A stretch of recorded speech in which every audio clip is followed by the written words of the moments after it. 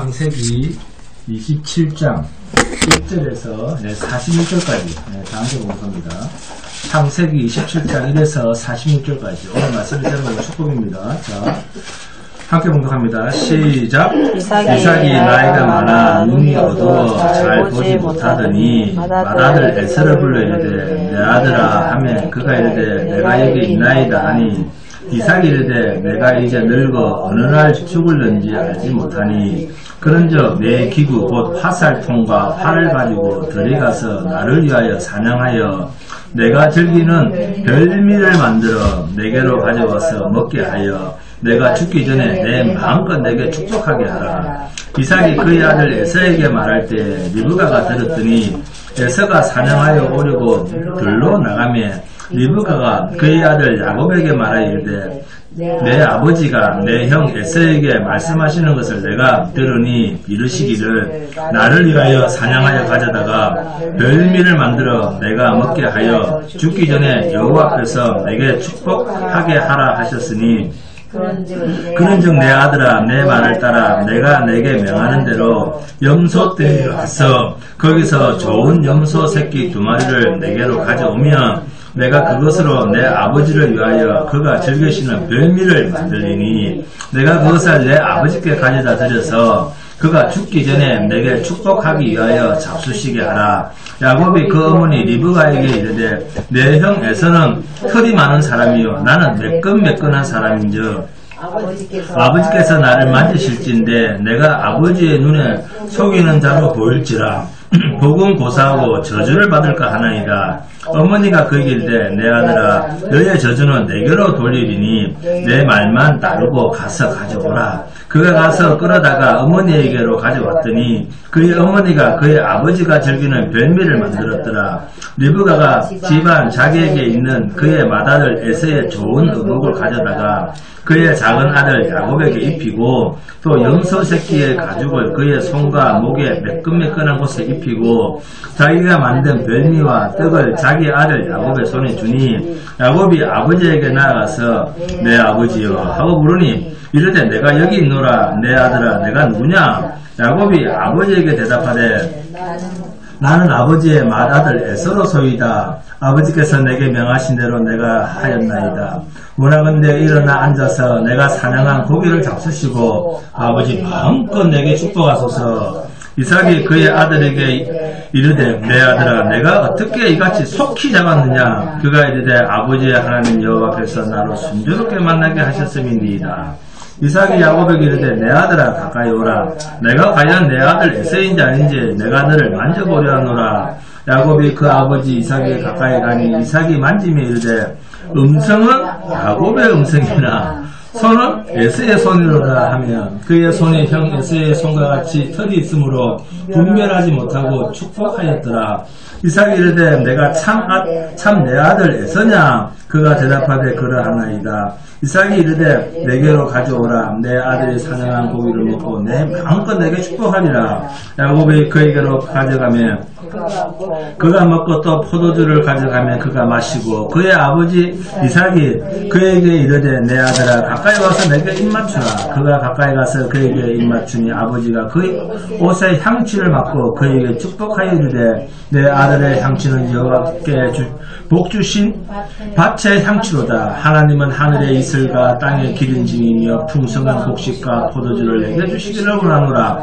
만민이 너를 섬기고 열국이 내게 굴복하리니 내가 형제들의 주가 되고 내 어머니의 아들을 내게 굴복하며 내 어머니의 아들들이 내게 굴복하며 너를 저주하는 자는 저주를 받고 너를 축복하는 자는 복을 받기를 원하노라. 이삭이 야곱에게 축복하기를 마치매 야곱이 그의 아버지 이삭 앞에서 나가자 곧 그의 형 에서가 사냥하여 돌아온지라. 그가 별미를 만들어 아버지에게로 가지고 가서 이르되 아버지여 일어나서 아들이 사냥한 고기를 잡수시고 마음껏 내게 축복하소서. 그의 아버지 이삭이 그에게 이르되 너는 누구냐? 그가 대답하되 나는 아버지의 아들 곧 아버지의 맏아들 에서로소이다. 이삭이 심히 크게 떨며 이르되 그러면 사냥한 고기를 내게 가져온 자가 누구냐? 내가 오기 전에 내가 다 먹고 그를 위하여 축복하였은즉 그가 반드시 복을 받을 것이니라. 에서가 그의 아버지의 말을 듣고 소리내어 울며 아버지에게 이르되 내 아버지여 내게 축복하소서 내게도 거리하소서. 이삭이 이르되 내 아우가 와서 속여 내 복을 빼앗았도다. 에서가 이르되 그의 이름을 야곱이라 함이 합당하지 아니하나이까. 그가 나를 속임이 이것이 두 번째니이다. 전에는 나의 장자의 명분을 빼앗고 이제는 내 복을 빼앗았나이다. 또 이르되 아버지께서 나를 위하여 빌 복을 남기지 아니하셨나이까. 이삭이 에서에게 대답하여 이르되 내가 그를 너의 주로 세우고 그의 모든 형제를 내가 그에게 종으로 주었으며 곡식과 포도주를 그에게 주었으니 내 아들아 내가 내게 무엇을 할 수 있으랴. 에서가 아버지에게 이르되 내 아버지여 아버지가 빌 복이 이 하나뿐이리이까. 내 아버지여 내게 축복하소서 내게도 그리하소서 하고 소리를 높여 우니 그 아버지 이삭이 그에게 대답하여 이르되 내 주소는 땅의 기름짐에서 멀고 내리는 하늘 이슬에서 멀 것이며 너는 칼을 믿고 생활하겠고 내 아우를 섬길 것이며 내가 내 힘을 벗을 때에는 그 멍에를 내 목에서 떨쳐버리려 하였더라.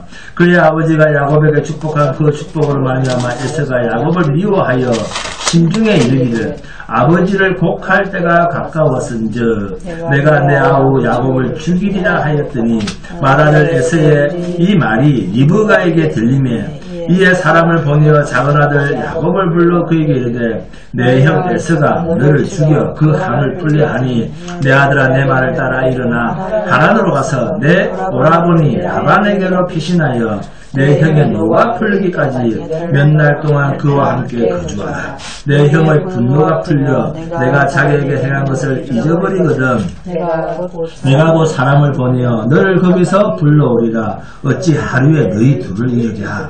리브가가 이삭에게 이르되 내가 햇사람의 딸들로 말미암아 내 삶이 싫어졌은즉 야곱이 만일 이 땅의 딸들 곧 그들과 같은 햇사람의 딸들 중에서 아내를 맞이하면 내 삶이 내게 무슨 재미가 있으리까. 아멘.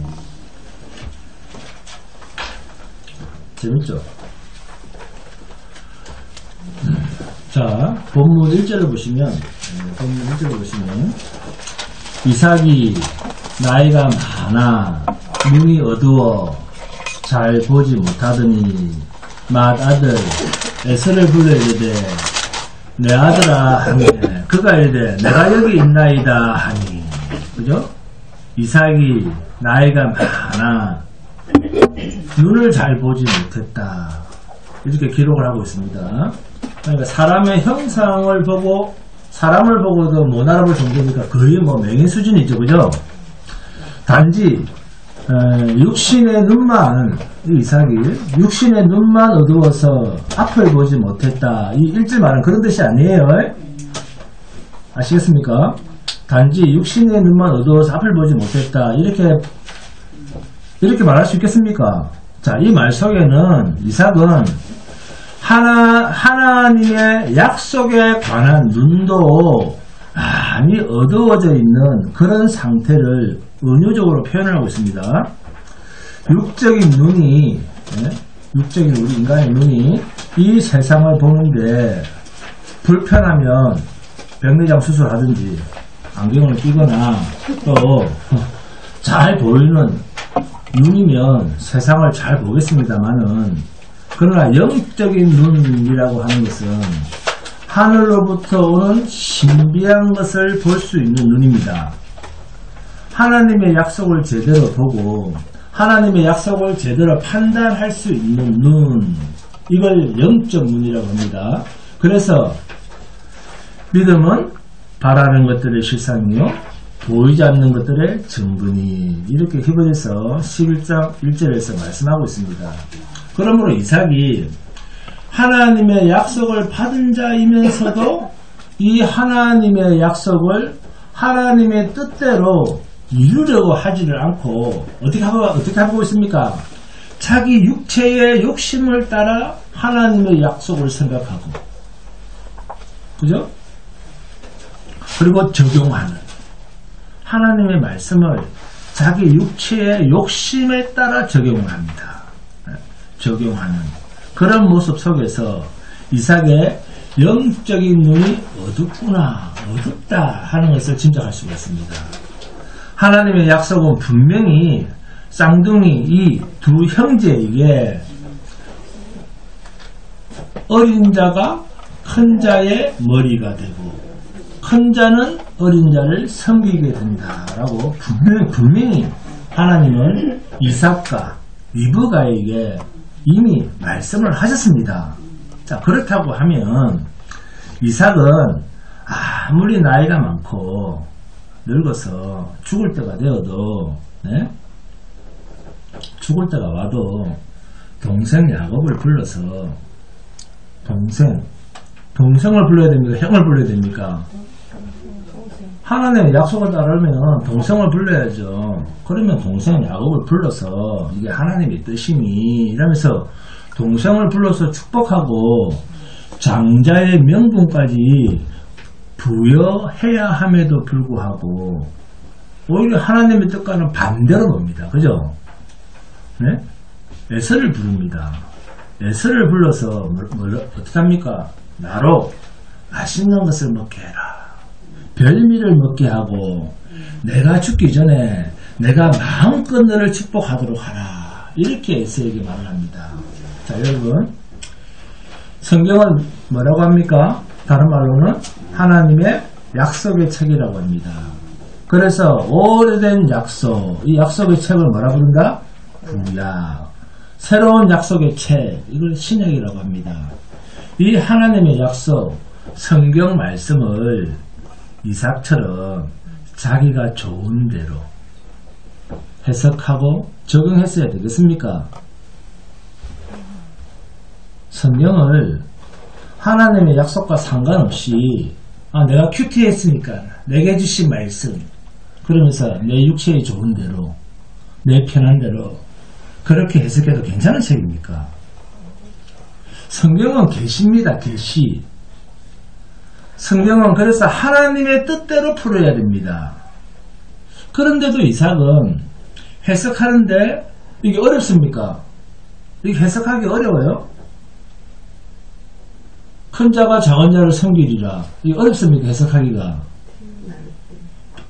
별로 해석하는데 어려움이 없는데 쌍둥이 형제 중에 어린 자가 큰 자의 머리가 되고 먼저 난 자가 형이 나중된 자를 섬기게 된다라고 하면 지극히 이렇게 쉬운 말씀도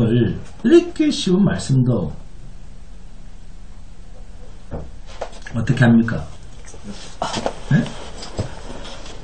이렇게 쉬운 하나님의 말씀도 자기 편한 대로 해석하고 적용하는 모습을 본문을 통해서 우리가 보고 있습니다. 여러분, 이런 모습을 보니까 어떤 생각이 듭니까? 이삭이 나이가 많고 늙어서 육신의 눈이 많이 어둡고 그래서 죽음만을 기다린다고 해도 마흔이 아닌데 그럼에도 변하지 않는 게 하나가 있습니다. 이삭이 뭘까요? 성경을 보니까 나이가 많아 늙어서 죽을 때가 됐음에도 불구하고 변하지 않는 게 하나가 있습니다. 늙어 죽을 때가 되면 다 변하죠. 사람은. 그리고 자기를 드러낼 것도 없죠. 드러낼 것도 없는데 그런데도 변하지 않는 게 있어요. 뭡니까? 무엇이 변하지 않았습니까? 식성이 변하지 않았습니다. 미각이 변하지 않았습니다. 입맛이 변하지 않았습니다.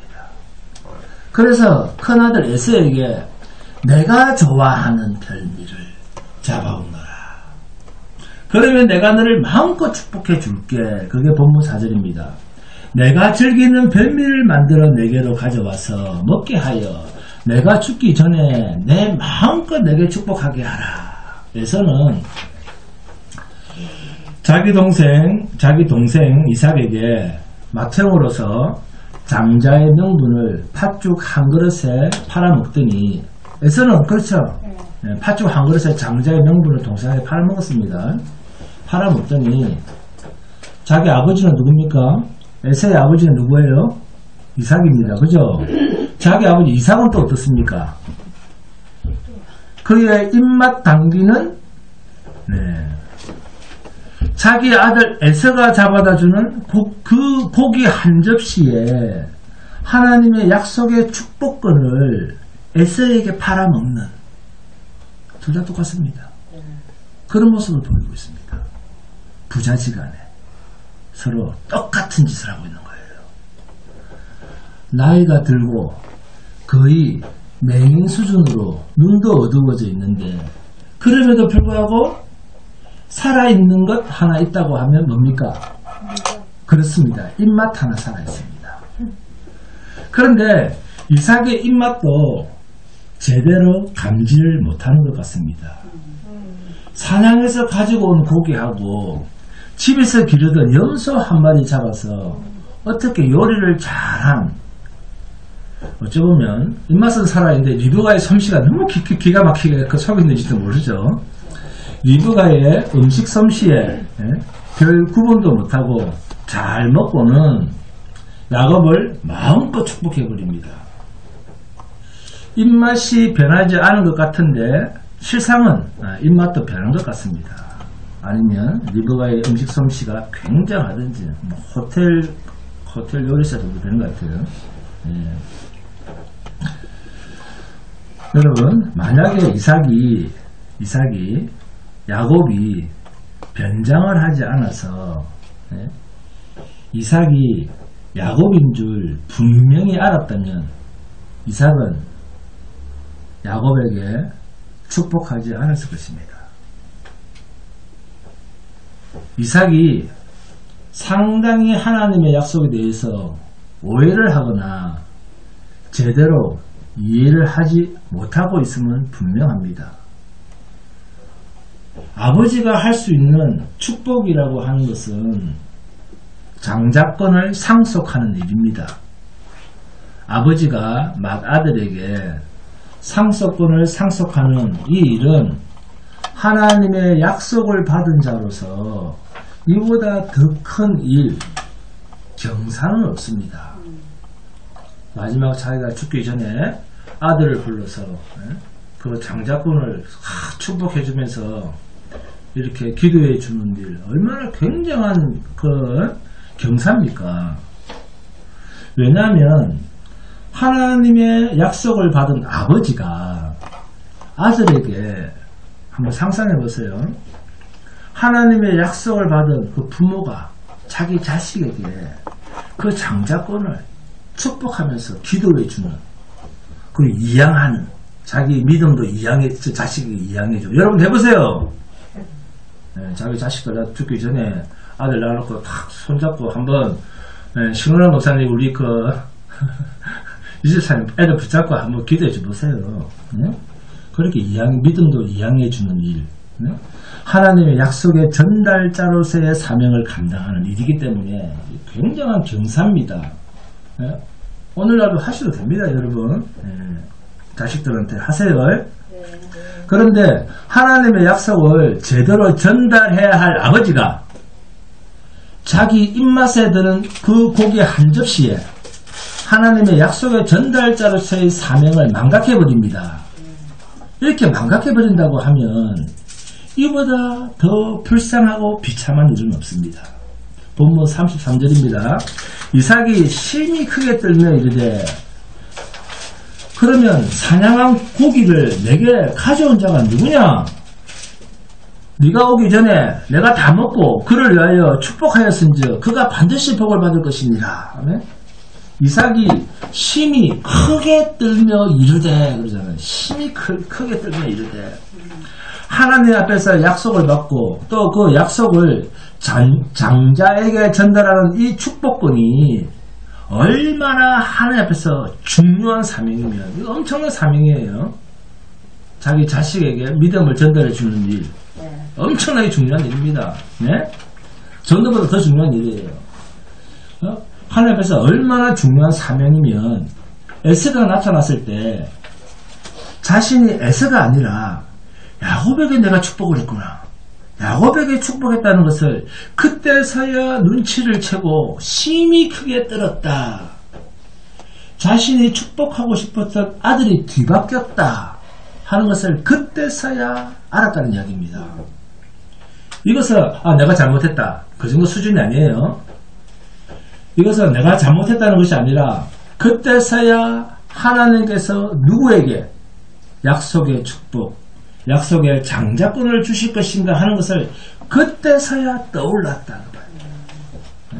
그만큼 하나님의 약속이나 말씀에 대해서는 관심이 없이 살았단 말이에요. 네? 떠올랐다. 정신이 들었다는 말입니다. 죽기 전에. 이것은 내가 잘못 축복했구나. 이게 아니고 내가 잘못을 했지만 그 장자권을 일찍이 하나님께서 어린 자가 큰 자를 다스리고 맏이는 동생을 섬기게 될 것이다 라는 것을 그때서야 깨달았다는 것입니다. 참 늦죠. 네? 태어나기 전부터 다 하나님께서 작정하신 일을 죽기 전에 깨닫습니다. 큰일 날 뻔했구나. 벌벌벌벌 들고 있습니다. 네? 본문 39절 40절 함께 공독합니다. 시작. 그 아버지 이삭이 그에게 대답하여 이르되 내 주소는 땅의 기름짐에서 멀고 내리는 하늘 이슬에서 멀 것이며 너는 칼을 믿고 생활하겠고 내 아우를 섬길 것이며 내가 매임을 벗을 때에는 그 멍에를 내 목에서 떨쳐버리려 하였더라. 아멘. 이렇게 저주에 가까운 이야기를 형 예스에게 하고 있습니다.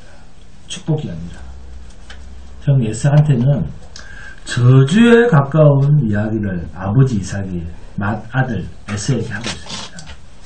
이삭은 자기가 축복하고 싶었던 에서가 이삭은 누구에게 축복하고 싶었습니까? 에서에게 축복하고 싶었어요. 네? 축복하고 싶었던 에서가 이삭 자기 아버지죠.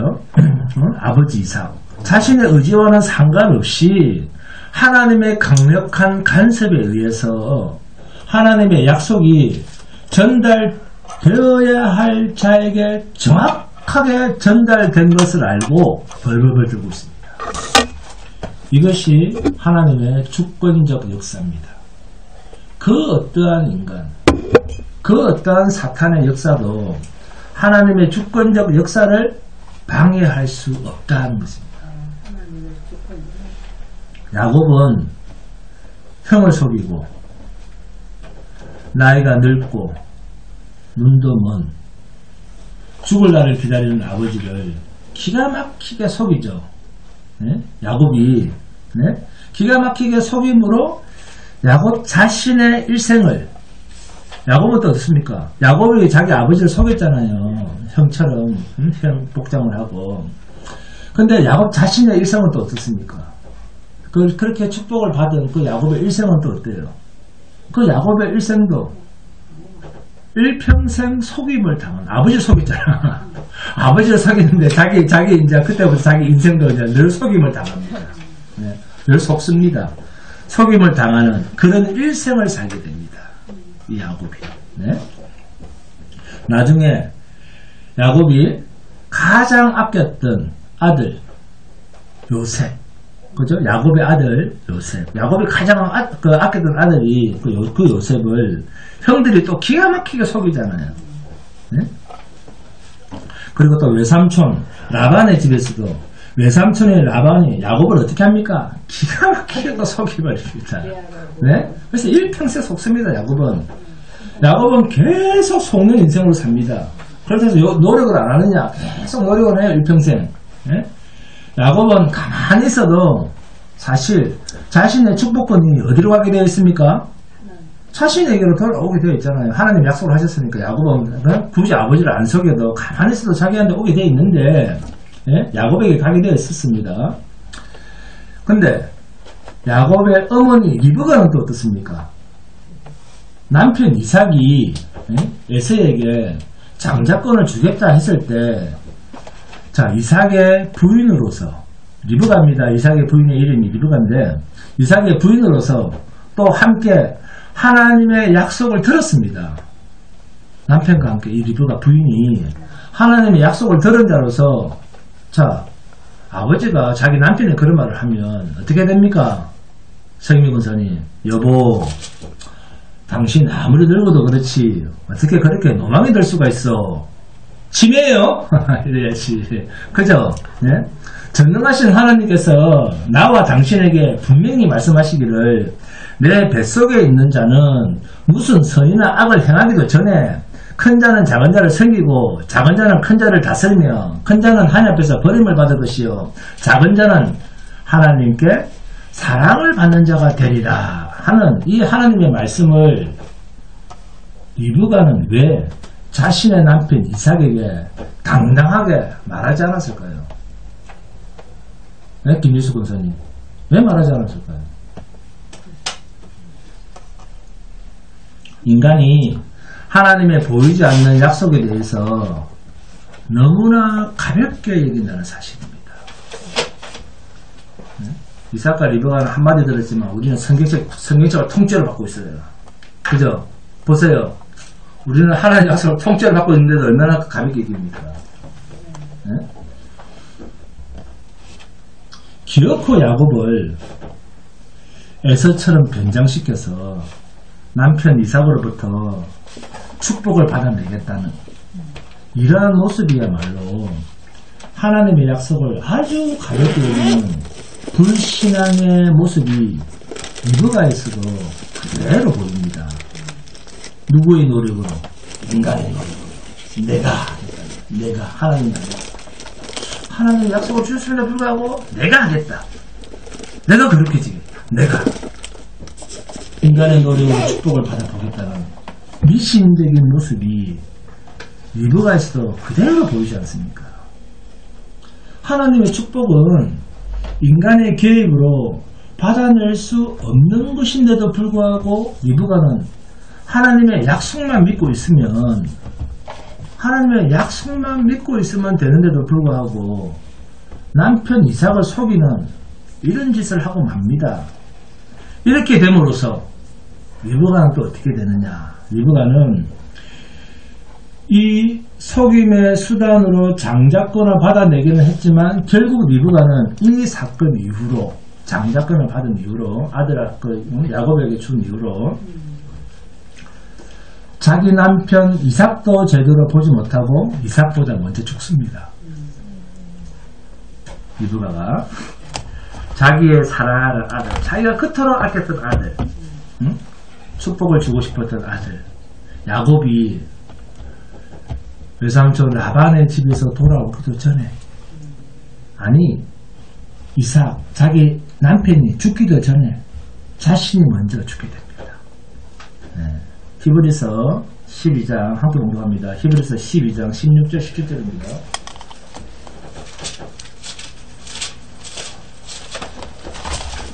히브리서 12장 16절 17절을 보시면 함께 공부합니다. 시작. 음행하는 자와 혹 한 그릇 음식을 위하여 장자의 명분을 판 에서와 같이 망령된 자가 없도록 살피라. 너희가 아는 바와 같이 그가 그 후에 축복을 이어받으려고 눈물을 흘리며 구하되 버린 바가 되어 회개할 기회를 얻지 못하였느니라. 장자의 명분을 가볍게 여기는 것을 가지고 에서를 우리의 경계의 대상으로 삼고 있죠. 경계의 도구로 하나님께서 말씀하고 있습니다. 에서처럼 이렇게 하는 것이 하나님의 약속을 우습게 여기고 눈에 보이는 세상 것에 쉽게 양심을 하나님의 약속 진리의 말씀을 쉽게 팔아먹는 누구와 같다? 에서와 같다는 것입니다. 결국 축복이라고 하는 것은 하나님의 약속대로 되어지는 것, 이게 축복입니다. 하나님의 약속대로 되어지는 것, 사람의 뜻, 사람의 노력, 사람의 결심이 복을 받아내는데 전혀 개입될 수 없다는 것입니다. 아멘. 그래서 로마서 9장 11절입니다. 그 자식들이 아직 나지도 아니하고 무슨 선이나 악을 행하지 아니한 때에 택하심을 따라되는 하나님의 뜻이 뭐로 말미암지 않고 행위로 말미암지 않고. 근데 우리 자꾸 몸으로 가려고 해요. 몸으로 잿덩어리 그 몸으로 행위로 말미암지 않고 오직 부르시는 이로 말미암아 서게 하려 하사. 아멘. 뜻이 누구로 말미암아 세워진다고요? 이삭도 아니고 리브가도 아니고 노력하는 에서도 아니고 야곱도 아닙니다. 야곱도 다른 사람과 똑같이 자기의 뜻을 이루려고 했습니다. 야곱은 아버지의 축복이 어떤 축복인지 알았을까요?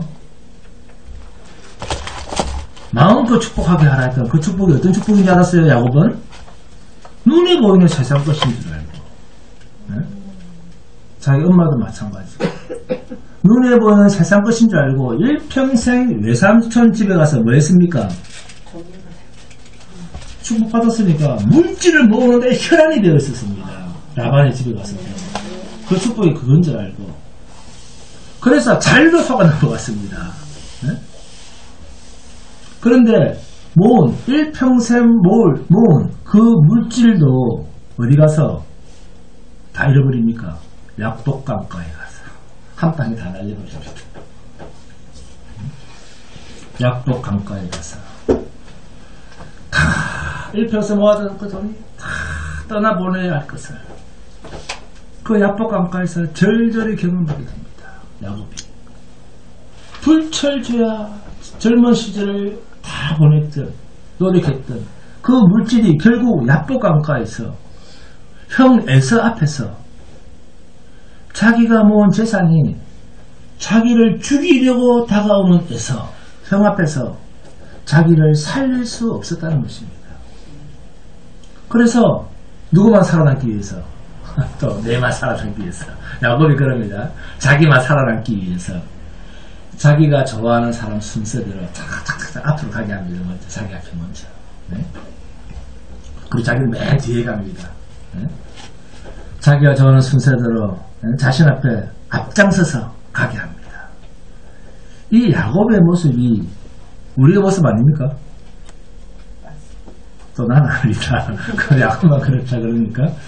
이삭은 하나님의 약속을 받은 자로서 하나님의 축복을 전달하는 전달자로서의 권리만 있습니다.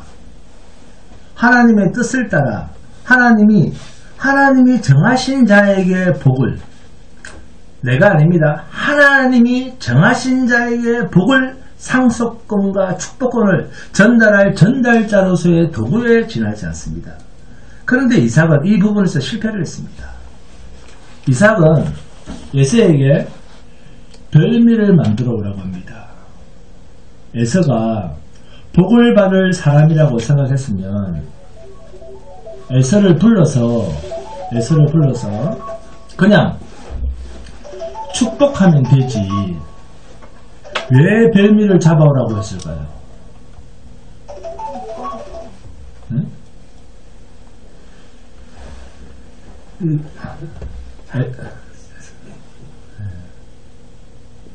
좀 이따 저기. 네. 예? 좀 이따 제가. 이삭은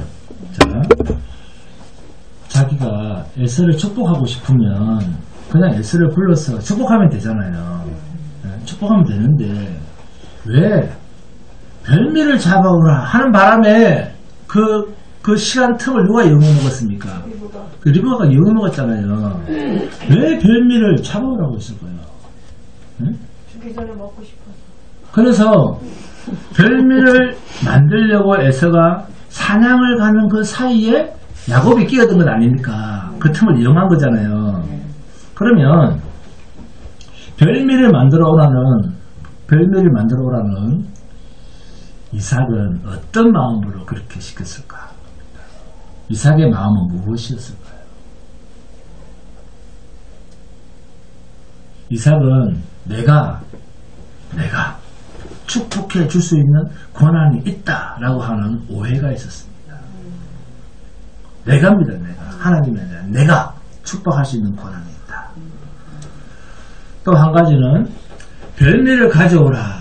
이것은 곧 축복받을 자의 능력을 보겠다는 것입니다. 내가 장자권을 주고 재산을 주면 이 재산을 지킬 능력이 있는가 없는가를 누가 확인하겠다? 내가 확인하겠다는 것입니다. 하나님이 아니라 모든 주체가 납니다.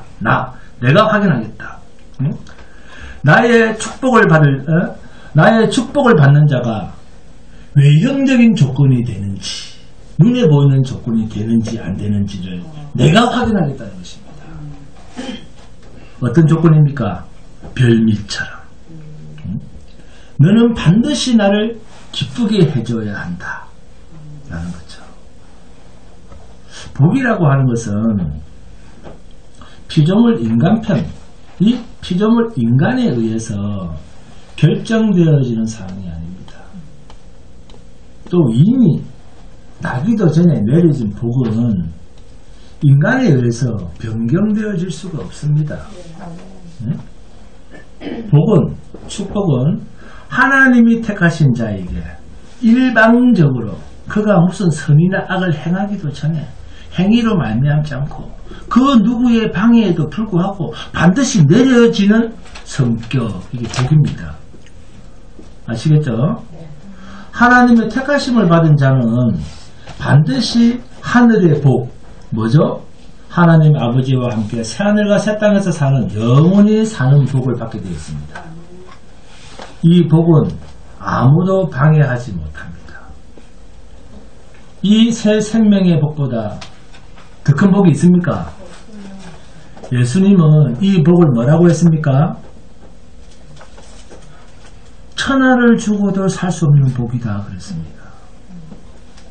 이 복을 하나님께서 여러분에게 거저 주기로 하셨습니다. 별로 크게 안 나오네요. 그죠? 그래도 부족하다는 거죠, 뭔가. 하나님의 복은 복받을 자의 자격이나 성격을 묻지 않습니다. 조건을 보지 않습니다. 그러면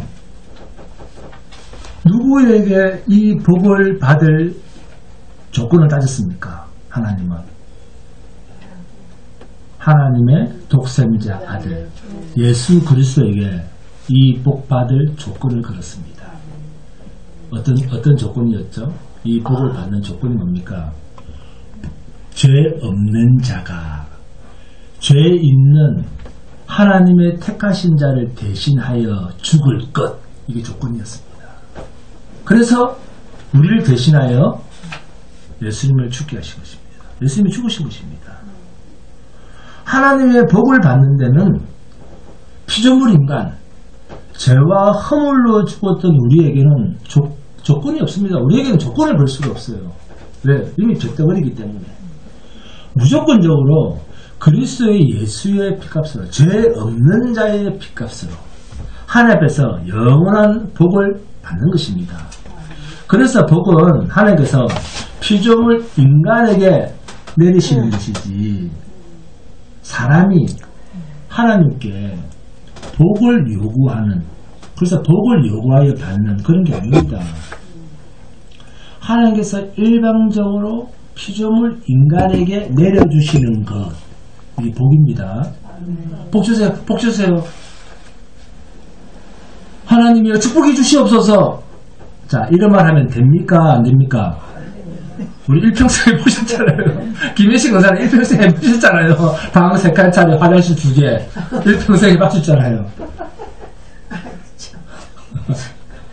우리 산 증인이 맨 앞에 있습니다. 네, 잘 보고 여러분도 확인하시고 이제 그만 좀 하세요. 특히 주양 기자매님 결혼하고 그런 거 하면 안 됩니다. 우리가 구하고 노력한다고 받을 수 있는 게 아닙니다. 복은 철저하게 하나님 당신님의 주권에 의해서 우리에게 내려지는 것입니다. 신자는 하나님을 가진 자입니다.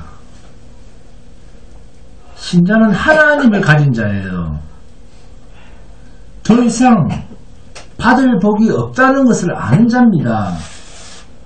우리에게 거저 주어진 영원한 생명, 이것만 생각해도 우리는 하나님께 영원토록 감사해도 부족합니다. 왜요? 나에게 주어진 영원한 생명이 너무너무 존귀하고 너무너무 크니까 다른 무엇을 하나 더 달라고 입을 열 수가 없습니다. 그런데 금요일 저녁에 되면 뻔뻔스럽게 입을 열죠. 막. 입을 열 수가 없습니다. 그 금요 철학에 가면 조용히 해야 돼요. 입을 안 열어가지고. 네? 이게 참 신자의 정체성입니다. 여러분, 하나님께서 주시는 법을 사람이 또 가로챌 수 있겠습니까? 자, 가로챌 수 있습니까? 없습니까? 그러면 마귀가 가르칠 수 있습니까? 없습니까? 없습니다. 하나님께서 주시는 법은 절대로 사람이 가로챌 수 없습니다. 그렇듯이 이삭은 복받을 자를 스스로 결정할 수 있는 권한이 없었습니다. 이삭에게는 권한이 없었어요. 왜? 하나님께서는 이미 야곱에게 주기로 하셨는데, 근데 자기는 에서에게 주겠다는 거죠. 그런 결정권이 없어요. 이삭에게는.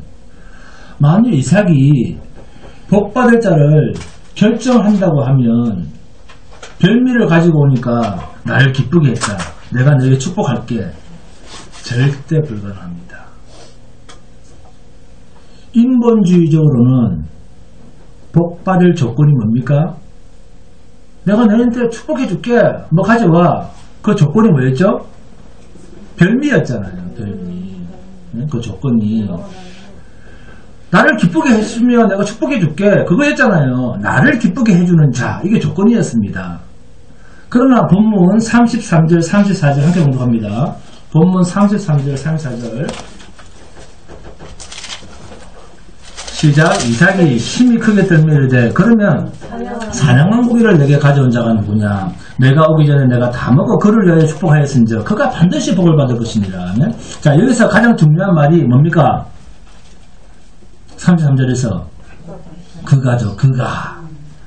나는 축복할 내용을 정확하게 다 전달했다는 것입니다. 34절에 에서가 그의 아버지의 말을 듣고 소리내어 울며 아버지에게 이르되 내 아버지여 내게 축복하소서, 내게도 그리하소서. 그러죠. 속임수로 아버지의 축복을 가로챈 야곱은 이 일로 인해서 도망자 신세가 되기는 하지만 그 일이 하나님 앞에서 정당하지 않다는 것이 드러난 일이지만 이 일로 인해서 이삭은 떨며 두려워하게 되는, 이제야 하나님의 약속이 생각이 나서 번쩍 정신을 차리게 되는 계기가 됩니다. 이삭이 축복해주고 싶었던 아들은 누굽니까? 에서입니다. 그런데 자신을 속이고 축복을 받은 야곱으로 인해서 축복과 저주의 내용이 완전히 드러나게 되는 계기가 되었죠. 그죠? 완전히 드러나게 됐습니다. 본문 36절이죠. 에서가 이르되 그의 이름을 야곱이라 함이 합당하지 아니하니까 그가 나를 속임이 이것이 두 번째니이다. 전에는 나의 장자의 명분을 빼앗고 이제는 내 복을 빼앗았나이다. 또 이르되 아버지께서 나를 위하여 빌 복을 남기지 아니하셨나이까. 에서가 이르되 그의 이름을 야곱이라 함이 합당하지 아니하니까 무슨 뜻입니까? 합당하다. 그렇죠. 그는 야곱은 처음부터 속이는 자였으니까, 이름 자체가 속이는 자 그 뜻이니까, 속이는 자였으니까 걔가 속이는 것밖에, 아버지 속이는 것밖에 더 하겠어요. 그 말이에요. 이름대로 합당하지 않으니까. 그죠? 속이는 것밖에는 더 하겠습니까? 아버지를. 그런데 본문 40절에 너는 칼을 믿고 생활하겠고 내 아우를 섬길 것이며 내가 매임을 벗을 때에는 그 멍에를 내 목에서 떨쳐버리리라 하였더라. 이삭이 에서에게 저주를 합니다. 우는 에서에게 저주를 하죠. 왜? 왜 에서에게 이런 저주의 말을 할까요? 그것도 아버지가 네?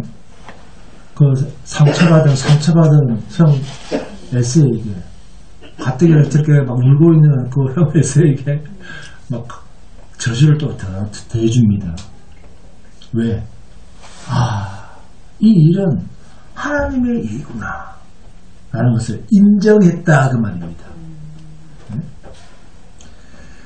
에서에게 복을 주고자 했던 자신의 뜻이 하나님의 뜻과는 맞지 않았기 때문에 하나님이 계획을 하셔서 에서에게 야곱으로 돌려놓으신 것을 이삭은 이제야 인정하게 되었다 그 말입니다. 그래서 정확하게 하나님께서 강팍해 하실 자를 강팍해 하신다는 에서에게서 보여져야 할 하나님의 뜻이 이삭의 입을 통해서 그대로 저주로 나타납니다. 로마서 9장 11절입니다. 강팍해 할 자를, 자, 누구를 말하는가 하면 에서를 말합니다.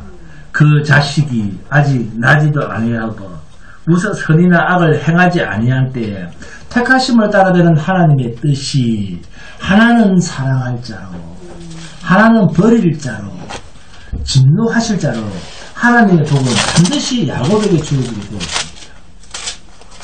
반대로 택함 받지 못한 자는 당연히 뭐밖에 없습니까? 저주뿐입니다.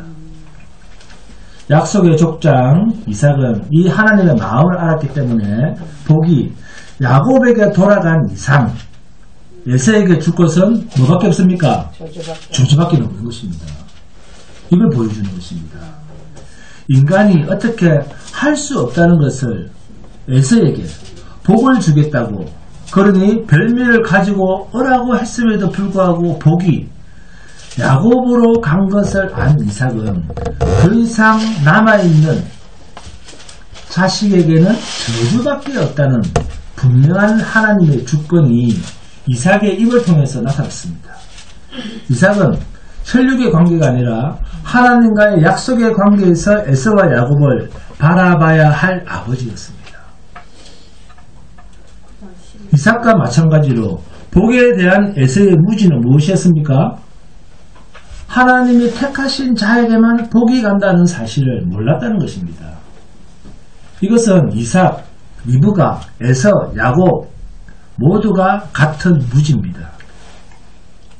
에서는 이삭이 자신에게 축복만 해주면 되는 줄 알았습니다. 에서는 그래서 눈에 보이는 아버지만 보였습니다. 눈에 보이는 것만 보는 것, 이게 종교인의 모습입니다.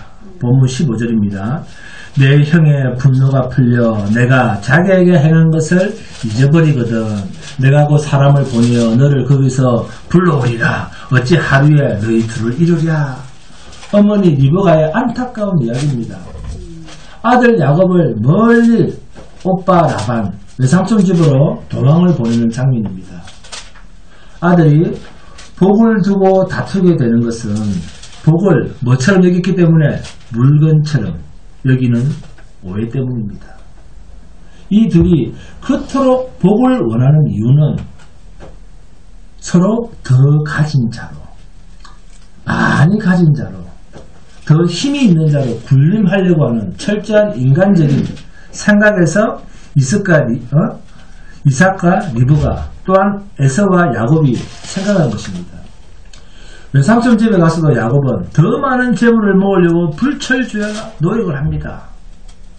그리고 그렇게 모은 것을 약도강가로 가지고 왔을 때 형이 자기를 죽이러 온다 하는 것을 알고 그 소리를 듣고 많은 물질을 보내서 화친을 맺으려고 노심초사합니다. 이러한 세상적 생각과 방식, 욕망이 형제들 간에도 경쟁을 일으키고 싸움, 다툼을 일으켜서 결국 지금은 서로 죽이려고 하고 있습니다. 그러나 이삭이